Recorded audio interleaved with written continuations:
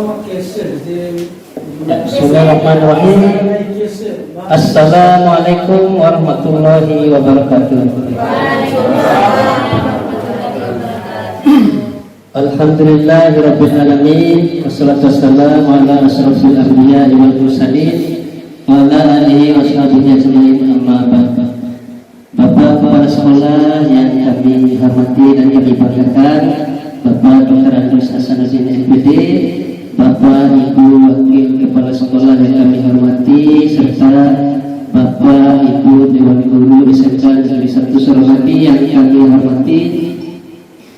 Alhamdulillah, marilah kita panjatkan puji syukur atas kehadirat Allah Subhanahu wa taala, karena di siang hari yang berbahagia ini kita diberi kesempatan untuk mengikuti sesi sharing atau sesi guru berbagi. Kami calon guru penggerak angkatan 7 dari SMK Negeri 1 Suramadu, yaitu saya sendiri Irwan dengan Ibu Sri Suryani. Salawat dan salam kemudian marilah kita haturkan kepada junjungan alam Nabi Muhammad SAW. Semoga beliau, keluarga dan sahabat dan kita semua mendapat tempat yang mulia di sisi Allah. Amin ya rabbal alamin.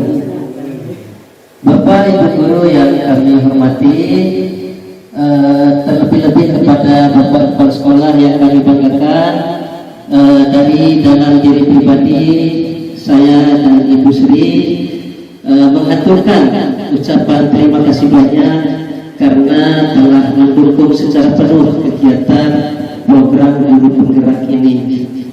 Tanpa adanya dukungan dari Bapak kepala sekolah, kegiatan ini tidak mungkin dapat kami laksanakan secara maksimal. Terima kasih juga kepada Bapak Ibu Dewan Guru yang telah senantiasa meluangkan waktunya sejenak untuk menghadiri sesi-sesi atau seminar yang akan kami lakukan ini, di mana pada kesempatan ini kami memiliki tugas untuk menyeminarkan modul 1.4, yaitu budaya positif, yang nantinya akan kami tuangkan dalam aksi nyata di tugas modul kami.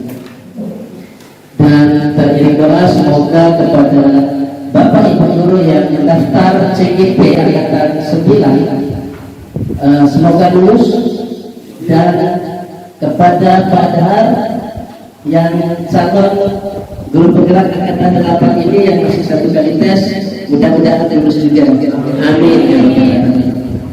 Baik Bapak Ibu guru yang kami hormati, langsung saja kami akan membawakan materi tentang budaya positif, yang materinya nanti akan kami bagi dua, karena di SMK Negeri 1 Suramadu ini alhamdulillah ada 2 CGP angkatan 7 yang tengah mengikuti program guru penggerak. Jadi nanti Ibu Sri akan membawakan materi awal, dan terakhir nanti Madia sendiri akan membawakan materi terakhir di sesi akhir. Dan langsung saja kepada Ibu Sri, disilakan.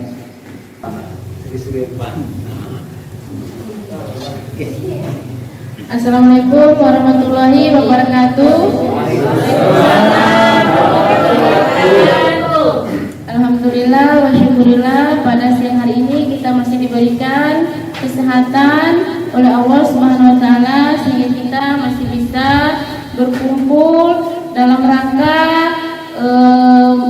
kami akan membebaskan atau akan berbagi tentang materi yang kami dapatkan di dalam kegiatan guru penggerak, yaitu yang pertama budaya positif. Ya, budaya positif merupakan perwujudan dari nilai-nilai atau keyakinan universal yang diterapkan di sekolah. Budaya positif ini diawali dengan perubahan paradigma tentang teori kontrol. Jadi kita di sekolah ini sebagai guru, kita memiliki teori kontrol terhadap siswa. Baru kita bisa mensosialisasikan tentang budaya positif. Apa saja teori kontrolnya? Nah, di sini. Sebelumnya itu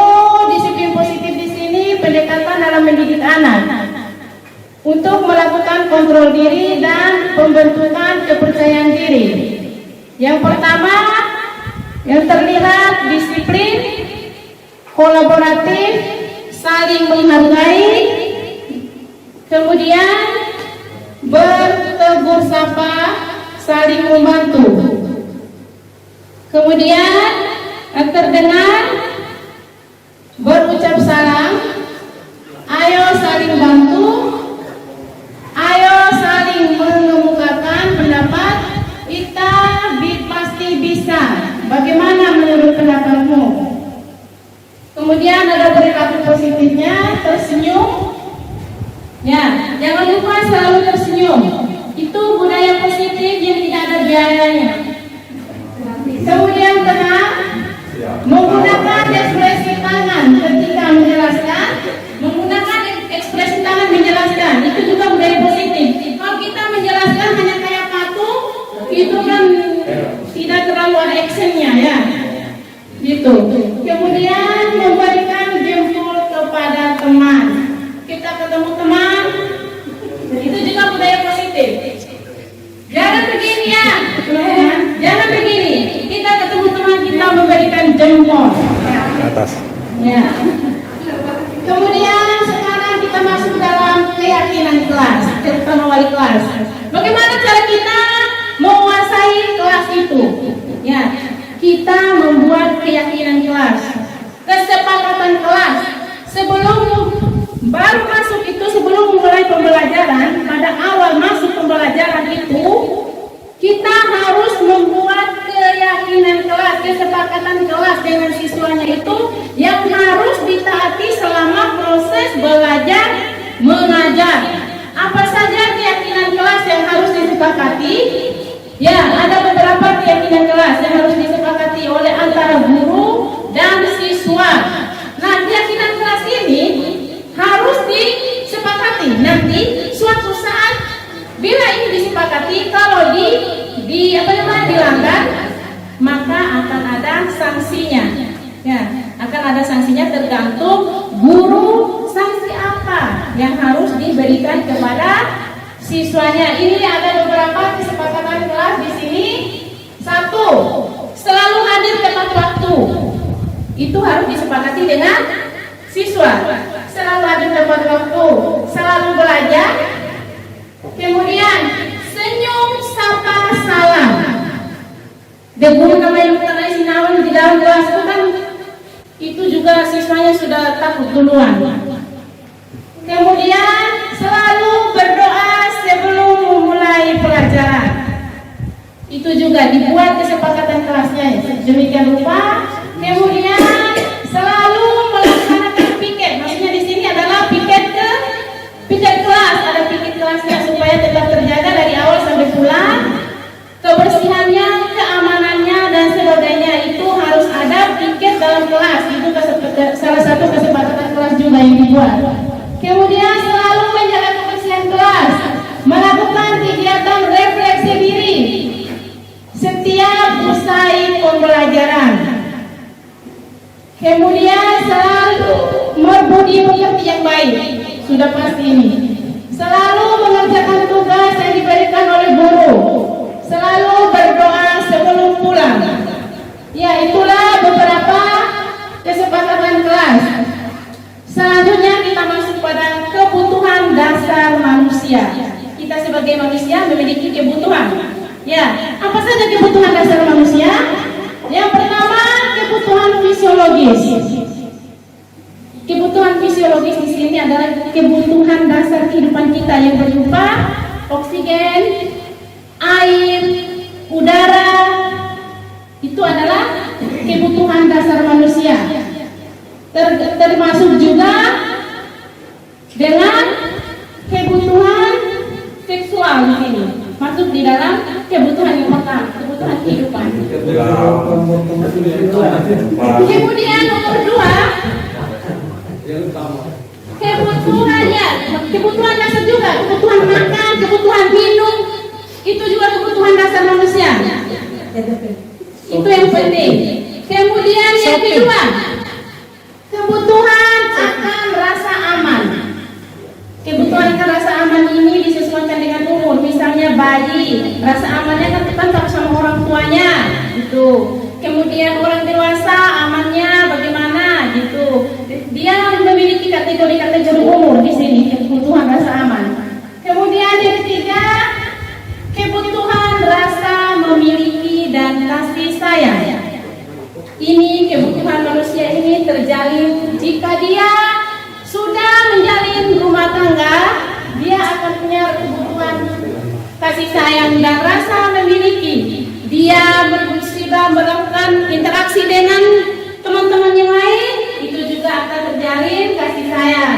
Itu adalah kebutuhan akan kasih sayang juga.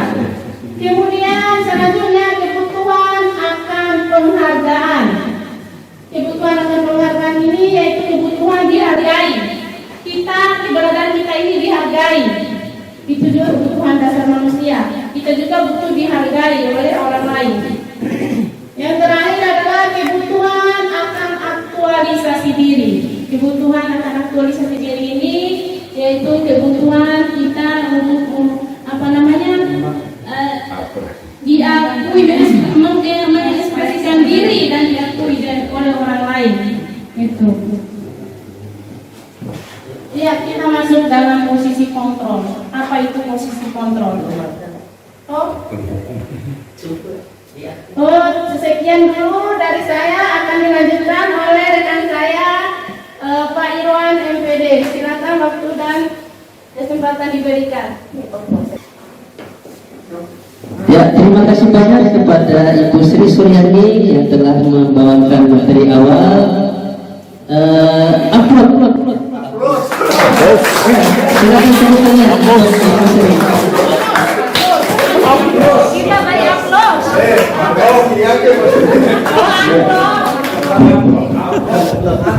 Ya, sekali lagi terima kasih kepada Ibu Sri Suryani yang telah membawakan materi pertama. Jadi Mada di sini akan membawakan materi selanjutnya yaitu tentang posisi kontrol guru terhadap siswa.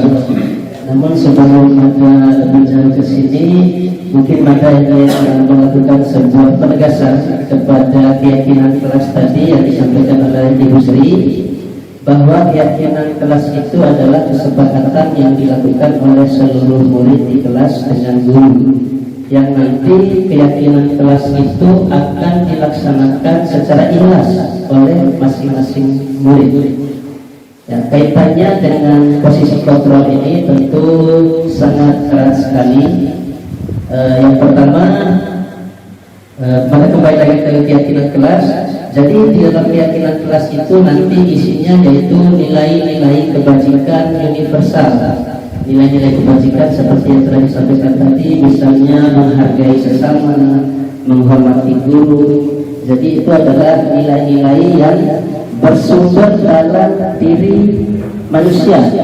Jadi dalam pelaksanaan itu tergantung dari keikhlasan kita. Jadi bagaimana teknik kita dalam pelaksanaannya meyakinkan siswa untuk ikhlas melaksanakan keyakinan kelas tersebut.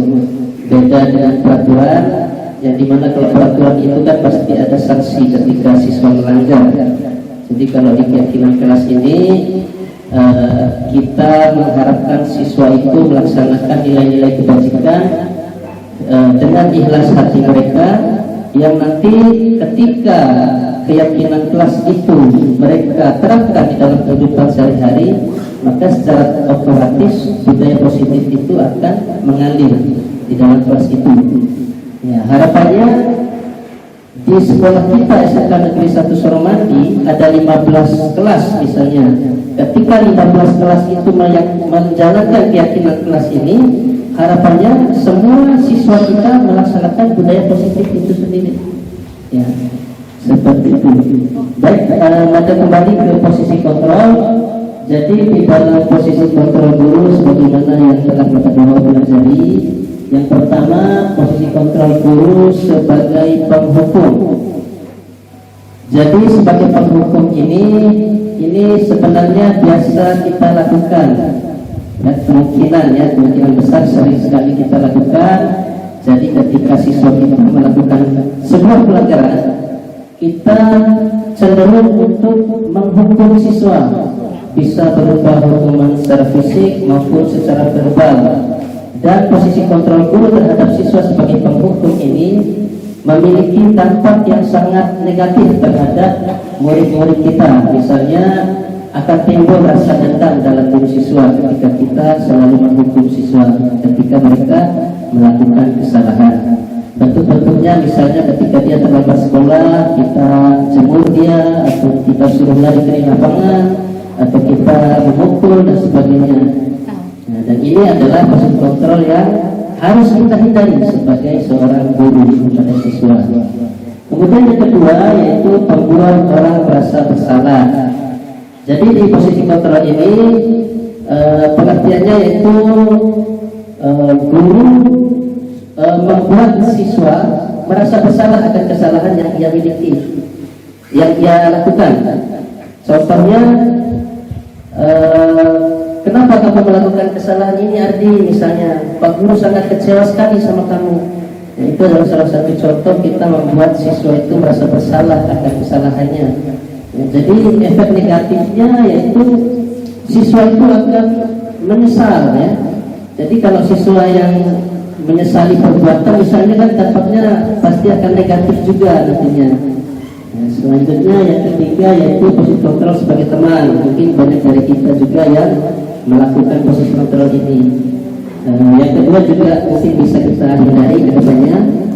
Yang ketiga sebagai teman, ini kita memposisikan diri kita sebagai teman dengan siswa. Itu juga ada dampak negatifnya, Bapak Ibu.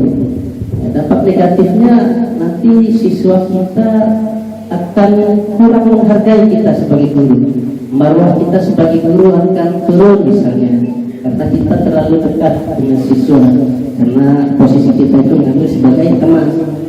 Contohnya ketika kita melakukan pelajaran di kelas, ada siswa yang ribut di belakang misalnya. Kamu jangan ribut, kalau kamu ribut nanti kepala sekolah akan menegur Bapak Guru. Kamu tak kasihan sama Bapak Guru kalau ditegur Bapak sekolah. Nah, itu contohnya. Ya. Jadi posisi kontrol sebagai teman ini memiliki dampak yang negatif terhadap siswa itu sendiri, terhadap kita sebagai guru. Jadi ini kalau bisa juga posisi kontrol yang dihindari. Kemudian selanjutnya yang keempat yaitu posisi kontrol sebagai pemantau. Jadi posisi kontrol sebagai pemantau ini guru memantau kesalahan yang siswa lakukan. Kemudian di dalam penerapannya ada kalimat-kalimat konsekuensi. Misalnya ada siswa yang terlambat masuk sekolah. Kamu kenapa terlambat masuk sekolah? Saya macet Pak di jalan. Oh, berarti kamu kan sudah tahu apa konsekuensinya ketika kamu terlambat. Baik, nanti kamu jalankan konsekuensinya ya. Atau beda dengan hukuman tadi. Ini lebih kepada dia menjalankan konsekuensi dari pelanggaran yang telah dia lakukan. Itu sebagai pemantau. Itu juga kalau bisa kita hindari juga sebagai guru terhadap siswa. Jadi apa yang harus kita lakukan? Yang kelima ini yaitu posisi kontrol sebagai manajer. Jadi posisi kontrol sebagai manajer ini adalah posisi di mana kita sebagai guru mendorong siswa kita untuk membenahi atau mencari sendiri solusinya ketika dia melakukan sebuah kesalahan. Kita membimbing dia ke jalan yang benar misalnya.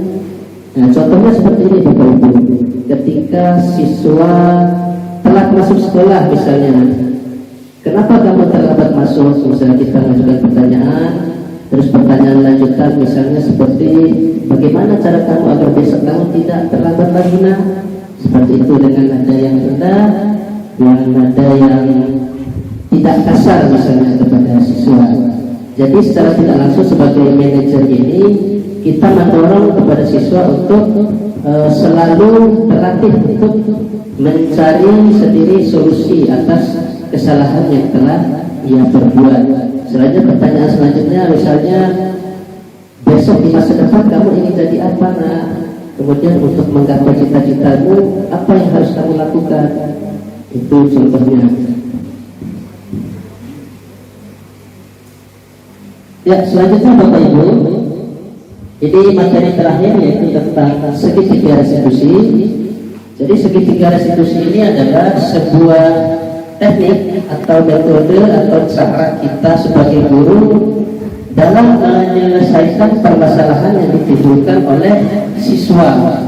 Ya, jadi yang kami pelajari di program pendidikan guru penggerak ini yaitu mengerucut pada segitiga restitusi ini pada budaya positif. Selain budaya positif itu kita laksanakan, kita lestarikan dan kita pupuk kepada siswa, dan kita juga sebagai guru dalam menghadapi permasalahan siswa kita juga harus menggunakan segitiga restitusi ini dalam menyelesaikan permasalahan. Yang pertama yaitu menstabilkan identitas.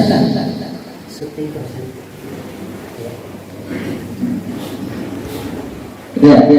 Dalam menstabilkan identitas ini merupakan bagian dasar dari segitiga restitusi yang bertujuan untuk mengubah identitas anak dari orang yang gagal karena melakukan kesalahan menjadi orang yang sukses karena dengan senang hati memperbaiki kesalahannya. Jadi misalnya ketika ada siswa kita yang bertengkar di kelas sana, ada 2 orang yang bertengkar misalnya, kita tidak bisa langsung memberi hukuman kepada anak tersebut. Misalnya kita langsung kepeleng kedua-duanya misalnya untuk melerai. Jadi kita caranya yaitu menstabilkan dulu identitas anak itu sendiri, yaitu dengan cara bagaimana siswa tersebut menstabilkan emosinya misalnya. Jadi dalam keadaan emosi juga manusia kan cenderung tidak dapat berpikir secara logika misalnya. Kemudian yang kedua, validasi tindakan yang salah. Dalam validasi tindakan yang salah ini pada siswa yang berdekat tadi misalnya,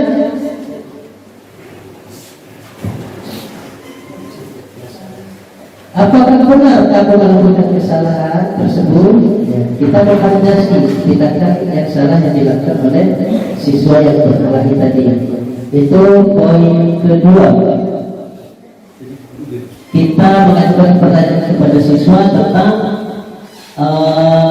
apa yang mendasari mereka melakukan kesalahan, kemudian kita validasi, betulkah kamu melakukan kesalahan ini? Seperti itu. Yang ketiga yaitu menanyakan keyakinan. Jadi dalam menanyakan keyakinan ini adalah sebagai bentuk menyatakan bahwa kita pada dasarnya termotivasi secara internal.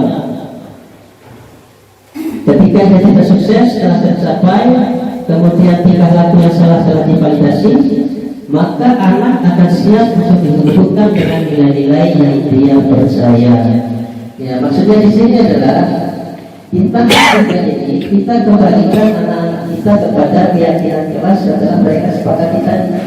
Misalnya si A dan si B ini bertengkar karena dirobek bajunya oleh si B, si A ini. Jadi kita validasi kesalahannya bahwa betul bahwa si B ini merobek baju si A. Lalu pada tahap ketiga kita ajukan pertanyaan kepada si A ini, apa keyakinan keras yang telah kita sepakati, misalnya menghargai orang lain atau tidak mengganggu milik orang lain, misalnya keyakinan tersebut kita kembalikan kepada siswa. Oh, keyakinan keras yang salah adalah ini Pak, misalnya seperti itu. Baru setelah segitiga restitusi kita terangkan, baru kita ambil posisi sebagai posisi kontrol sebagai siswa kita. Kita menanyakan tentang bagaimana masalah ini bisa kalian selesaikan dengan cara apa.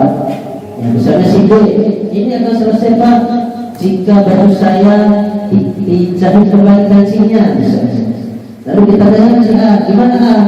Kamu bersedia untuk mencabut kembali gaji baju? Ya siap, begitu terus seterusnya. Kita ambil posisi kontrol sebagai manajer tadi. Kita dorong siswa itu untuk menyelesaikan atau mencari solusi masalah yang telah dia lakukan tadi. Baik Bapak Ibu,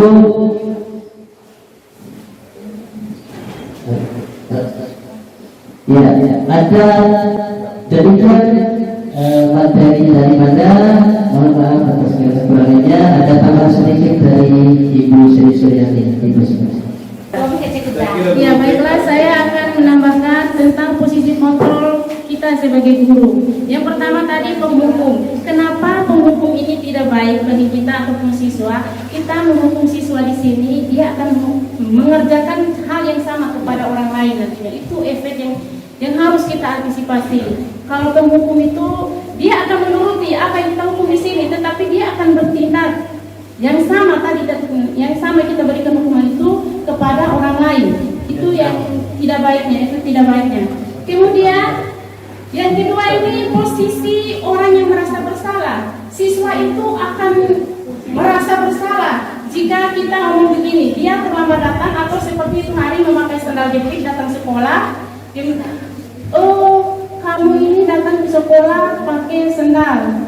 Saya nanti yang akan ditegur. Kamu itu harus memahami posisi saya di sini sebagai guru, gitu. Jadi siswa itu akan merasa bersalah, akan merasa dirinya itu merasa bersalah, gitu.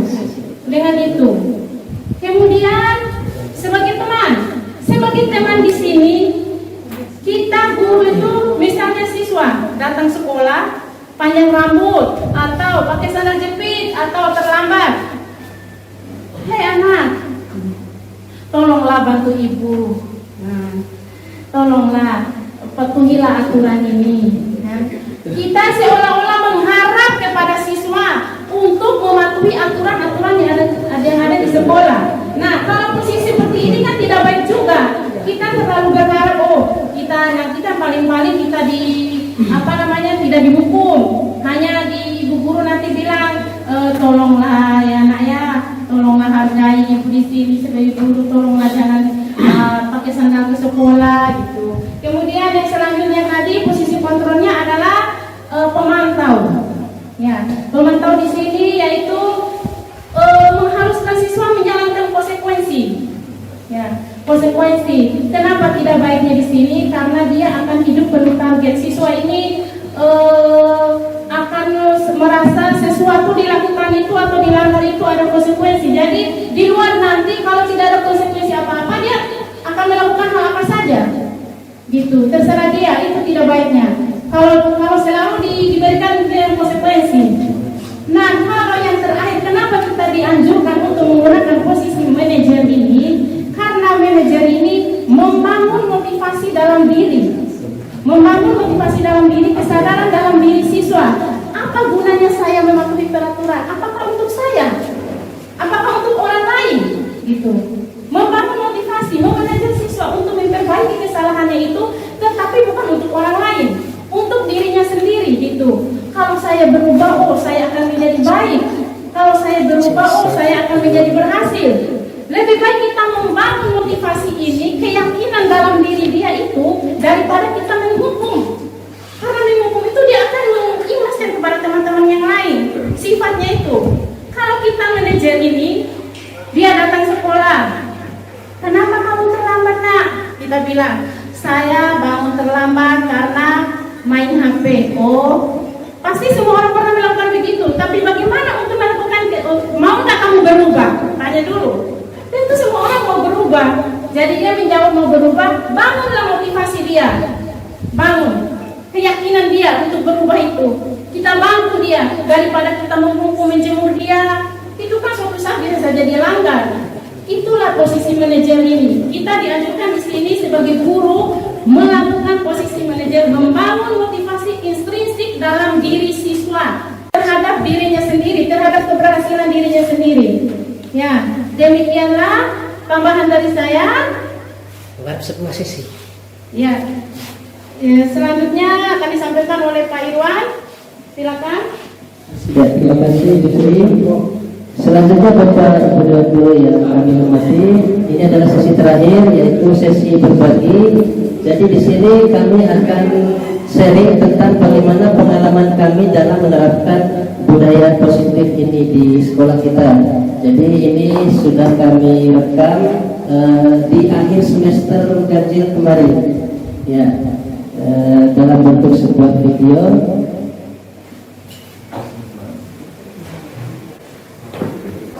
Ya, baik Bapak Bapak Ibu yang kami hormati, demikian materi yang telah kami sampaikan. Selanjutnya marilah kita masuk kepada sesi diskusi atau tanya jawab.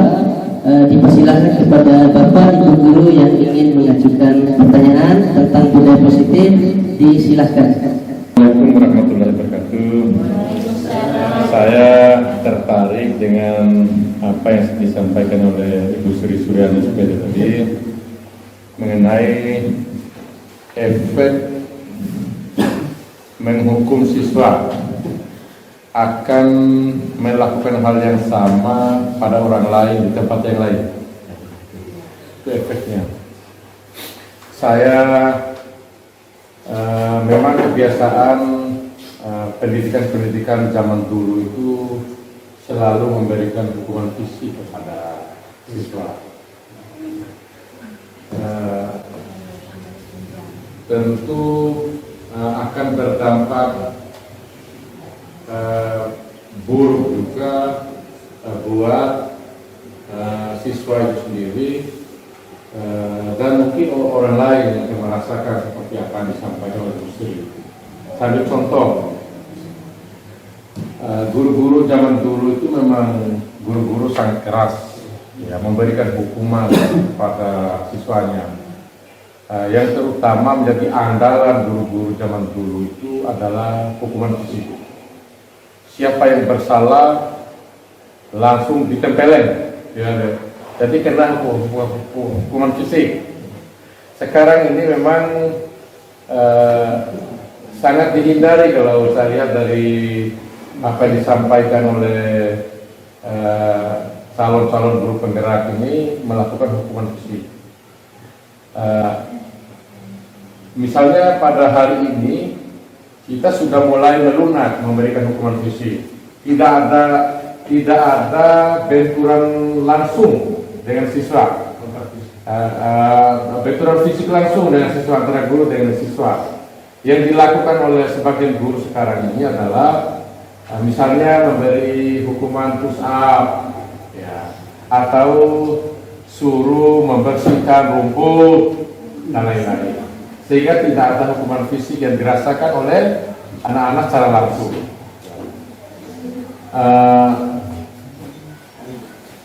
Tapi kalau saya petik dari apa yang disampaikan oleh Bu Sri tadi itu pun dihindari, ya, karena akan berdampak buruk kepada orang-orang setelah itu. Misalnya katakanlah siswa dihukum oleh gurunya, tentu ketika dia suatu saat menjadi guru juga akan banyak menghukum anak-anaknya, anak-anak muridnya, begitu maksudnya Ibu Sri itu, ya. Itu yang dihindari oleh kita. Tetapi kadang-kadang di lapangan ini ada anak-anak yang memang kalau kita berkata yang halus tidak mau ikut, tidak mau dengar, begitu. Seperti Bos Raihan itu. Kalau bahasa halus itu, wah, aku tak pernah dengar ini. Dan hasil dia bilang gitu. Kadang-kadang baru kena ponjokan baru berhenti dia. Tapi mungkin itu hanya sebentar saja, Mesti ya, Irwan ya. Terus kalau menghadapi anak-anak yang kayak begitu itu mungkin ada perlakuan khusus.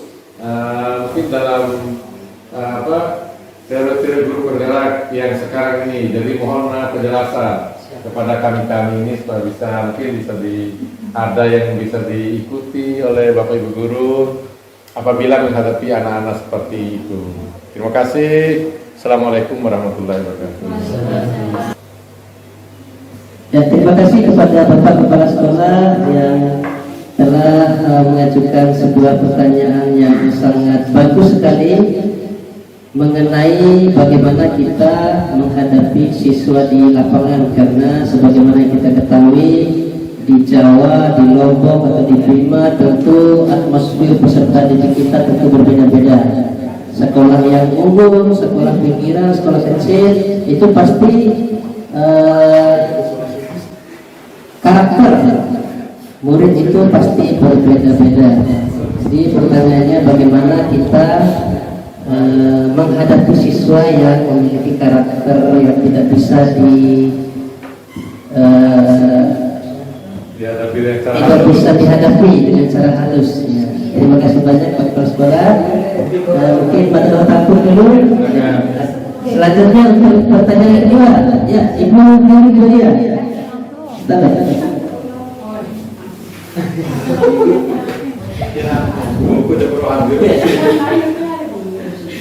Assalamualaikum warahmatullahi wabarakatuh. Terima kasih untuk kesempatan yang diberikan. Pertanyaan saya mungkin hampir mirip dengan Bapak Kepala Sekolah. Saya pernah membaca sebuah jurnal yang mengatakan bahwa reward dan punishment untuk siswa itu hampir memiliki sama negatifnya. Nah, untuk siswa di sekolah kita, terkadang saat kita memberikan reward, kadang mereka merasa, oh guru ini suka sama aku, jadi aku nggak usah terlalu digubris kayak begitu. Dan ketika kita memberi punishment kayak kata Bapak tadi, itu kata Ibu Sri tadi itu menjadi perlakuan yang lain untuk mereka di waktu yang akan datang.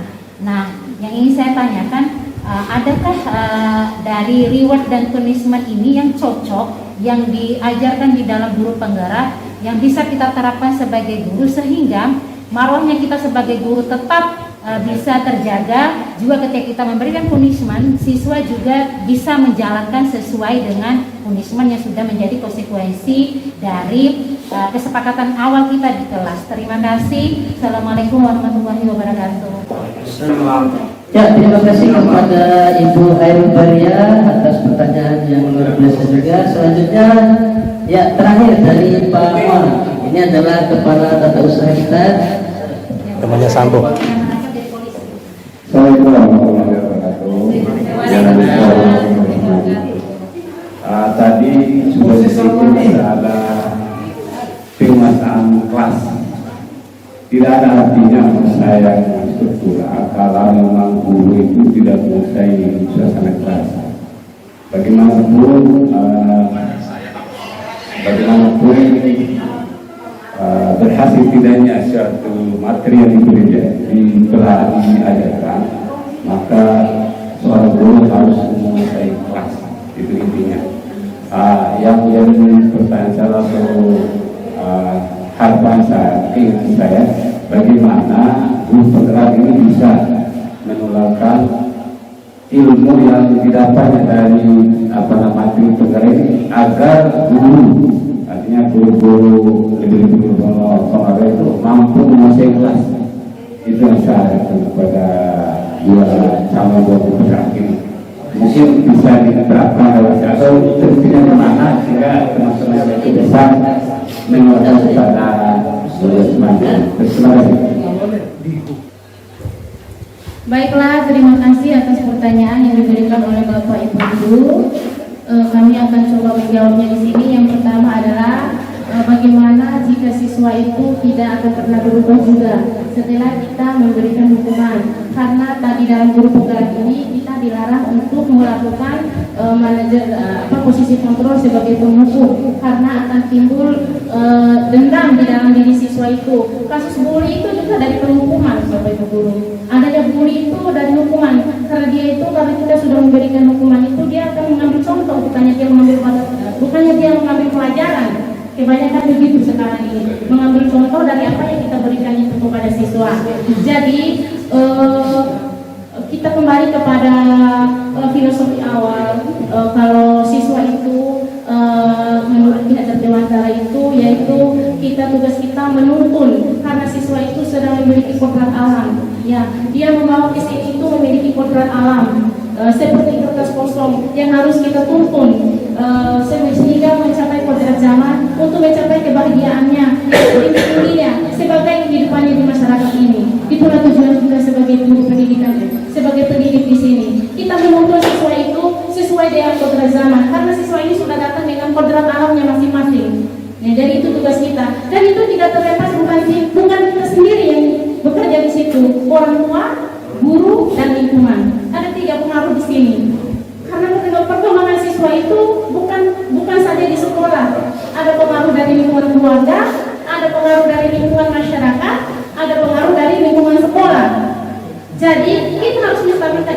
dia itu bagaimana. Jangan selalu menghukum terus. Kita harus mencari tahu apa latar belakang dia sehingga terulang kembali dia melakukan itu. Ya, ada pengalaman yang berharga kemarin saya melakukan kunjungan ke rumah waktu saya membangunkan siswa. Ya, ibunya bilang, silakan ibu langsung ke kamarnya, dia masih tidur. Dia bilang. Lalu saya masuk di kamarnya. Lalu saya tanya kepada siswa itu, kenapa kamu selalu bangun terlambat? Sebenarnya apa tujuan kamu hidup ini? Saya bilang sama siswa. Terus dia bilang, saya ke sekolah tidak ada teman katanya. Lalu saya bertanya, apakah keberhasilan itu kamu raih bersandar pada temanmu? Saya bilang, tidak. Lalu datanglah orang tuanya, duduk sama-sama. Bu, anak-anak ini tidak perlu pintar sebenarnya, tetapi ada keikhlasan yang dia lakukan di dalam pendidikan itu yang dipenuhi oleh Allah nanti untuk keberhasilan dia. Ada satu pekerjaan yang dia lakukan selama dia menjadi anak sekolah itu yang dinilai oleh Allah yang menjadi berhasil. Kita lihat perkembangan sekarang, yang menjadi berhasil itu anak-anak tidak banyak yang pintar, IPK-nya mungkin tidak terlihat lagi IPK yang tinggi yang berhasil sekarang. Karena apa? Karena ada keikhlasan yang dia lakukan itu, perubahan yang dia lakukan itu atas dirinya sendiri. Ya, kita berkunjunglah ke rumahnya, kita cari tahulah apa sih latar belakang dia ini sehingga terulang kembali dia melakukan ini. Lalu kita memberikan motivasi. Itu adalah tugas kita. Kita terus saja memberikan motivasi sampai kapan dia bangun sendiri di dalam dirinya itu. Ya, mungkin itu jawaban dari saya.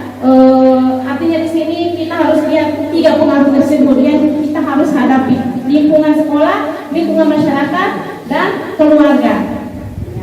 Kemudian tentang Ibu Maria tadi tentang punishment dan reward. Ya, di sini kita guru apabila siswa mencapai prestasi, ada kadang-kadang guru memberikan punishment atau reward. Reward dan punishment itu beda. Kalau punishment Ada lagi. rumah, kalau reward itu apa? Ya, reward itu kan kita memberikan penghargaan ya. Ya, pujian. Ya, misalnya sudah selesai melakukan pembelajaran. Kita mengambil kesimpulan. Siapa yang bisa menjawab dari materi seluruh yang kita sampaikan tadi? Adalah siswa yang angkat tangan memberikan kesimpulan. Oke, kamu dapat ini. Misalnya kita beri permen atau kita beri semacam makanan ringan gitu. Kan dia senang tuh. Coba saja ibu-ibu, coba saja melakukan itu. Pasti siswa itu akan mengikuti pelajaran sampai di akhir. Karena nanti dia akan berpikir, oh nanti ada rewardnya ini, ada penghargaannya ini, kita dapat ini gitu. Kita dapat sesuatu dari ibu guru ini gitu. Tidak apa-apa lah, kita ini kan berjuang, kita ini kan pendidik, dia ini sedikit nggak apa-apa. Ya, kemudian punishment tadi hukumannya.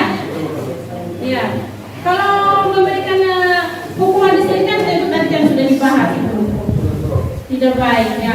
Masuk pertanyaan ada tuh. Iya, kadang kan ada kita reward dan punishment itu kayak kita memberi hadiah, jadi mereka kayak berharap gitu ya kan, nah udah hadiah gitu. Itu kadang menjadi apa?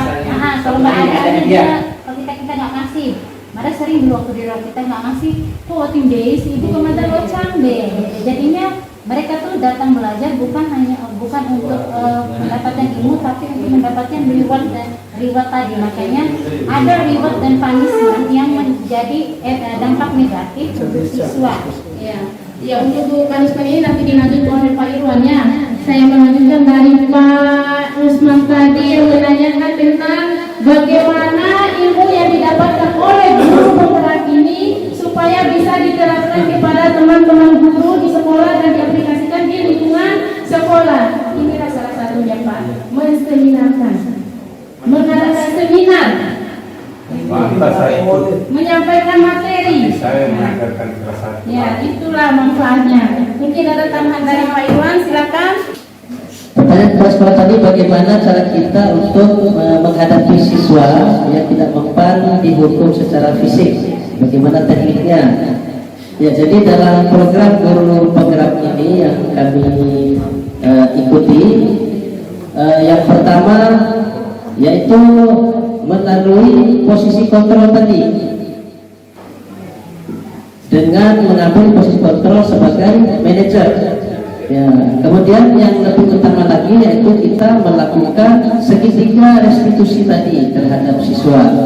Memang karakter siswa kita terutama di SMK Negeri 1 Suramandi ini agak sedikit keras, sehingga dengan teguran pun mereka akan sulit untuk kita hadapi. Sehingga dengan adanya program pendidikan guru penggerak ini, meskipun nanti tidak bisa 100% kita hadapi masalah tersebut, tapi setidaknya kita berkewajiban untuk mencoba, yaitu melalui segitiga restitusi tadi. Ya.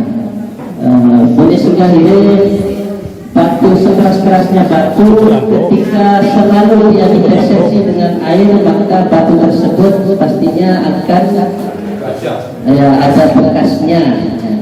Jadi sekeras-kerasnya manusia, ketika kita berikan pemahaman, kita pupuk, kita tuntun mereka, ya pasti akan ada bekasnya juga, ya, dengan kita menuntun, dengan kita melakukan segitiga restitusi tadi. Contohnya seperti tadi yang ada di video, bagaimana kami CGP melakukan segitiga restitusi terhadap siswa yang melakukan kesalahan.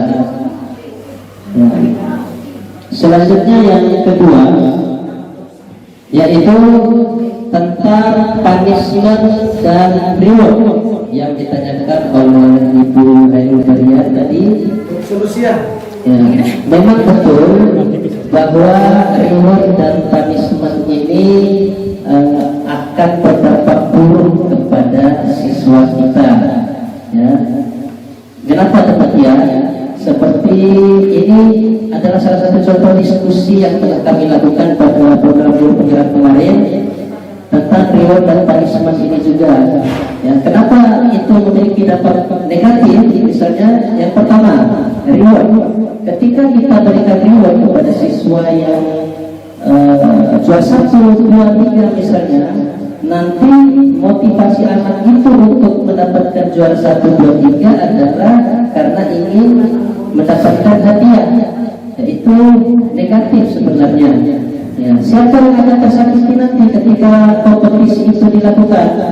Pasti yang akan minder atau berdampak paling negatif itu adalah kepada siswa yang juara 2. Kenapa saya tidak juara 1? Kenapa dia yang juara 1? Itu adalah salah satu contoh ya dalam perlindungan terhadap siswa. Kemudian reward juga ini bisa kita berikan dengan cara-cara lain. Misalnya yang pertama, kita memberikan motivasi kepada yang melakukan pertanyaan, yang menjawab pertanyaan. Misalnya kepada siswa yang menjawab pertanyaan yang kita ajukan, rewardnya adalah berupa motivasi. Ya, bagus sekali kamu telah menjawab dengan baik. Ya, kemudian ini juga akan menjadi motivasi juga kepada teman-teman kalian yang lain untuk bisa lebih belajar lagi dan mampu menjawab pertanyaan dari Bapak Guru nantinya. Itu contohnya. Kalau hukuman tadi sudah jelas Ibu Bariyah ya, negatifnya. Ya. Jadi reward dan punishment ini memang kita lakukan dengan tidak memberikan barang misalnya. Rewardnya jangan berikan barang, tapi kita alihkan ke motivasi-motivasi kepada siswa itu sendiri. Kemudian hukuman juga tidak perlu kita terapkan di dalam proses belajar di kelas, namun kita ganti dengan bagaimana siswa itu secara ikhlas dalam dirinya melaksanakan keyakinan kelas, menerapkan budaya positif tadi. Misalnya dalam kelas, misalnya bagian tidak bisa menjawab, nanti akan Bapak hukum. Yang bisa menjawab akan Bapak kasih hadiah. Itu kan hal yang bisa membuat motivasi anak itu menjadi tidak baik, yaitu menjawab pertanyaan karena ingin hadiah, tapi bukan didasarkan pada pengetahuan pengetahuan yang ia miliki dari pertanyaan yang diberikan. Kemudian siswa nanti tidak berani menjawab karena takut akan hukuman, tidak berani tidak menjawab karena takut akan hukuman misalnya. Jadi seperti itu Ibu Maria, mungkin nanti ada diskusinya.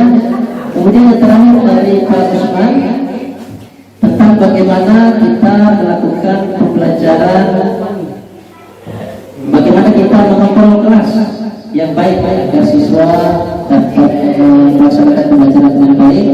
Ya, dalam pembelajaran dalam program guru penggerak ini pada modul 11 kami mempelajari tentang filosofi Ki Hajar Dewantara, yaitu bagaimana menuntun murid, kemudian bagaimana melakukan pembelajaran di kelas yang berpusat kepada murid itu sendiri. Jadi caranya yaitu guru melakukan pembelajaran yang menarik bagi siswa di kelas, baru kelas itu dapat kita kuasai. Kalau di dalam kelas kita mengajar secara universal, otomatis kan siswa kita akan bosan misalnya. Ya, jadi caranya ya melakukan pembelajaran yang berpusat kepada murid itu sendiri. Caranya bagaimana? Yaitu membuat pembelajaran menjadi menarik, yaitu dengan mengaplikasikan metode atau metode pembelajaran yang membuat anak kita terangsang untuk mengikuti pelajaran kita. Baik, Bapak Kepala Sekolah yang kami hormati, Bapak Ibu yang guru yang kami hormati pula, demikianlah rangkaian acara kegiatan berbagi oleh kami dari CGP Angkatan 7, saya sendiri Irwan dengan Ibu Sri Suryani.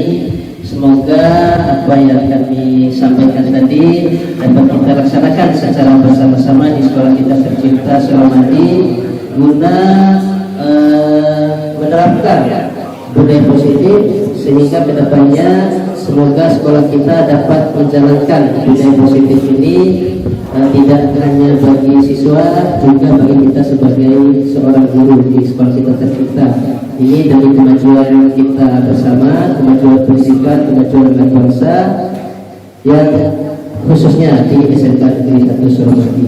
Demikian Bapak Ibu, terima kasih atas waktu yang telah diberikan. Wassalamualaikum warahmatullahi wabarakatuh.